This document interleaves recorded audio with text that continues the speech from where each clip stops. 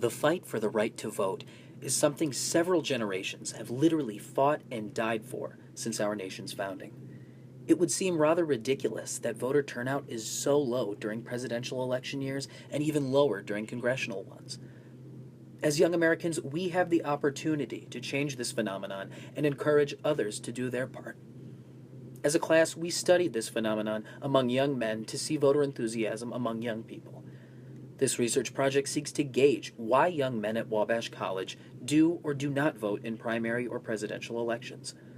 Finally, we compared why turnout was higher for the 2016 presidential election than it was for the primaries. Why people do not vote in the presidential election. 48 out of the 139 people here at Wabash that we surveyed did not vote in the 2016 presidential election. Some of the major reasons for this was that one being they thought their vote would not make a difference for the outcome. Another reason was that they were too busy that day or it had been too much of a hassle to go out and vote.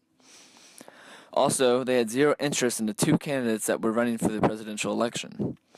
Also, some were not registered in time to go out and vote in the 2016 election. Of the Wabash men surveyed, 89 said that they did indeed vote in the presidential election. One of the major reasons for voting was that this was their first time that they were able to vote in a presidential election. Some even said that this was a historic election, with Hillary Clinton as the first female major party candidate for the Democratic Party. Many said that it was their civic duty to vote and had their families and peers pressure them to go to the polling places and cast their votes. While both Donald Trump and Hillary Clinton had historically low approval ratings, many still said that this was a very important election, even though many still voted against a certain candidate rather than for him or her. Looking into the 2016 primary elections, 63% of the people in our sample did not vote.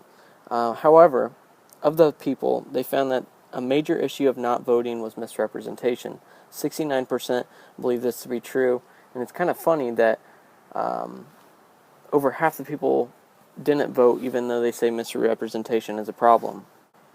Looking into the reasons why the people did not vote in the 2016 primary elections was, the main reason was that the people were not eligible or they were not registered to vote. They felt that the primaries weren't important, it was too much of a hassle, or they were too busy.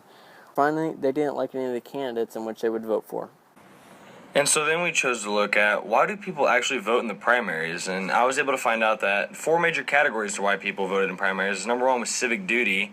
Number 2, they either wanted a specific candidate to win or they voted against a specific candidate so they wouldn't win. The third biggest one was that people thought that it was an important election and that they thought that this was a more hyped up election. And then the last one, the most popular reason why people voted in primaries was it was their first time voting.